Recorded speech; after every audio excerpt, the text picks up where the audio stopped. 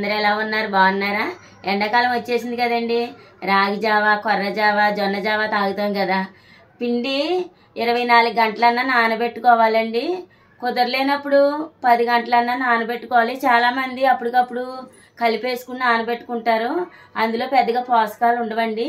నానబెట్టుకున్న పిండి మనకి జిగురుగా వచ్చి పోషకాలు ఉంటాయి, అలాగే ఆరోగ్యానికి కూడా మేలండి. నేనైతే ఇప్పుడు సోడిపిండి నానబెట్టుకుంటున్నానండి. 3 స్పూన్లు సోడిపిండికి 2 టీ గ్లాసులు నీళ్ళు వేసుకుని జారుగా కలిపి పెట్టుకున్నానండి. ఎండాకాలం వచ్చింది కాబట్టి ఆరోగ్యం మంచిగా చూసుకోండి. బార్లీ నీళ్ళని, గ్లూకోజ్ నీళ్ళని తాగుతూ ఉండండి. దీన్ని ఫ్రిడ్జ్లో పెట్టక్కర్లేదండి. ఇలా కలిపేసుకుని శుభ్రంగా ఇలా మూత పెట్టేసుకుంటే అయిపోతుందండి. ఇది ఇలా కలిపి పెట్టుకున్నాం కదండి. ఇప్పుడు రేపు సాయంత్రం జావ చేసుకుంటే కరెక్ట్గా సరిపోద్దండి. ఒకవేళ రేపు సాయంత్రం కుదరదు అనుకున్న వాళ్ళు పొద్దున్న చేసేసుకోండి, సరిపోతుంది. బాయ్ అండి.